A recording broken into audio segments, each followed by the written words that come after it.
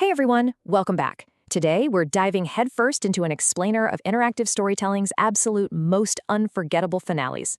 We are counting down the top 10 video game endings that totally redefined the experience, shattered our expectations, and left us all staring at our screens, deeply contemplating our choices.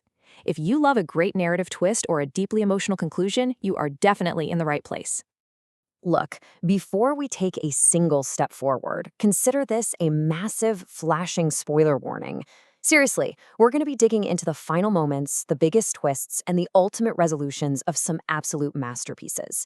If you haven't finished these titles, do yourself a favor, bookmark this explainer, go beat those games, and respawn right back here later. You've been warned. To kick things off, we've grouped these finales into thematic stages. So let's start with Stage 1, The Illusion. Okay, let's dive right into this with number 10 on our list, BioShock.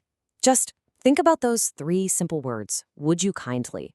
If you've played it, hearing that phrase probably just sent a total shiver down your spine, right?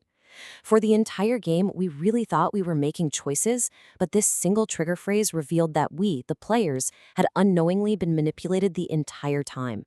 No way around it. And it wasn't just a shocking narrative twist either. It was a really profound commentary on free will in video games.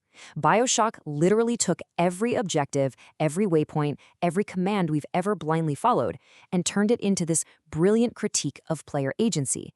It changed how we view storytelling in games forever, proving that, honestly, sometimes the illusion of control is the greatest trick of all. Moving on to number 9, we have a very different kind of illusion with Portal 2. After hours of battling the hilariously overconfident Wheatley, the game gives you a final solution that is just wonderfully absurd. You shoot a portal directly onto the moon itself.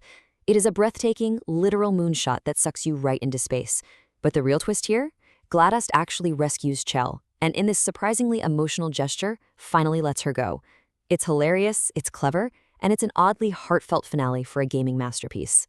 Coming in at number 8 is a game that crafted an illusion out of our own heroic intentions, Shadow of the Colossus. Now, for the whole game, every Colossus you take down feels like a massive triumph, but the ending drops a horrifying truth on you. This wasn't a hero's journey at all. It was a silent tragedy. Wander's desperate quest to revive Mono actually unleashed an ancient evil, and you, the player, unknowingly forced him to pay the ultimate price with his own body. Those quiet, tragic final moments, they stick with you, mainly because we didn't realize what we were really doing until it was way too late. And that brings us to Stage 2, Heavy Burdens. At number 7, we're looking at the beautifully tragic timeline of Red Dead Redemption. John Marston finally does everything right, you know? He earns his freedom.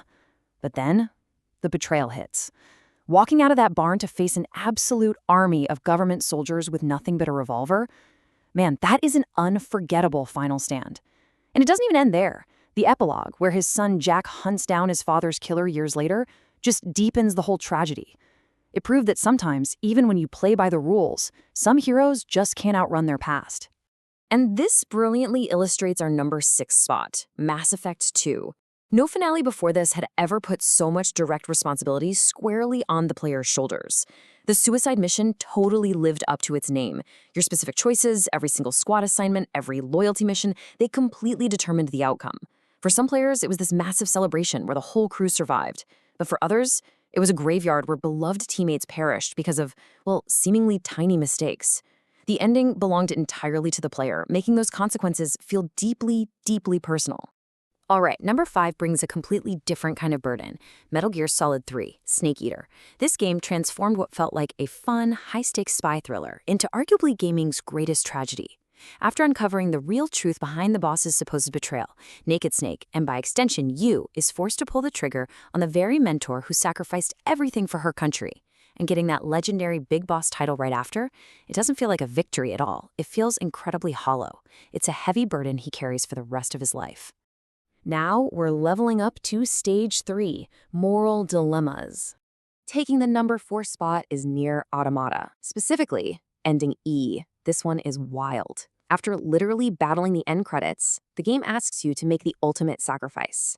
To help a complete stranger, some player you will never, ever meet, you have to permanently erase your own save file. All your progress, just gone. And the crazy part? thousands of players actually did it. It beautifully blurred the line between gameplay and storytelling, turning genuine, real-world kindness into the final mechanic. At number 3, we have a moral dilemma captured in just 3 simple words. The Last of Us. After Joel massacres the Fireflies to save Ellie, essentially dooming humanity's only chance at a cure, Ellie asks him to swear he's telling the truth about what went down. His quiet, devastating lie, "I swear," is met with her reluctant, "Okay?" I mean, wow. Those 2 words alone launched years of intense moral debate across the entire globe. Now, what's really fascinating here is exactly what the developers chose not to do. The Last of Us completely refuses to answer if choosing Ellie over humanity was the right or wrong choice. It doesn't judge Joel, and it certainly doesn't judge you. It simply presents this incredibly heavy, deeply flawed human decision and trusts us to wrestle with the morality ourselves. That sheer ambiguity is exactly why we couldn't stop thinking about it for years. Coming in at number 2 is the profound emotional gut punch of Silent Hill 2. The whole haunting mystery surrounding Mary unravels into this devastating revelation. James Sunderland didn't journey to Silent Hill to find his wife. No, he was drawn there because he couldn't escape the dark truth of what he had done to her. Once you uncover that, it completely recontextualizes everything. Every monster, every location, every single encounter you've had. And depending on how you played, redemption might be possible, or it might be completely impossible. Okay, we are just moments away from our final boss, but first, let's hit some honorable mentions. We really have to pay our respects to some absolute legends here. Spec Ops: The Line, which completely shattered our perception of the military shooter. The profound, almost cosmic acceptance at the end of Outer Wilds. The deeply emotional farewells in Persona 4 Golden. The game-breaking, fourth-wall-shattering brilliance of Undertale. Oh, and of course, that gorgeous, heart-wrenching final duel in Ghost of Tsushima. Every single one of these titles delivered a masterpiece ending that, honestly, we will never forget. All right, the tension is at maximum. It's time for the boss level number 1. So the crucial point is, what ending could possibly top everything we've just discussed? What finale truly defined an entire generation of gamers, prompting debates that lasted not just for days or weeks, but literally for decades? It's Final Fantasy VII. Look, after that epic, world-shaking final battle with Sephiroth, the game does something incredibly bold. It resists the urge to neatly explain everything. Holy is unleashed to stop Meteor, and then, boom, the story jumps centuries into the future. We see Red 13 looking out over Midgar, which has been completely reclaimed by nature. But the fate of humanity itself? It remains entirely uncertain. Rather than spelling it all out, the game trusts us to interpret the future of the planet ourselves. Which leaves us with a really fascinating final question.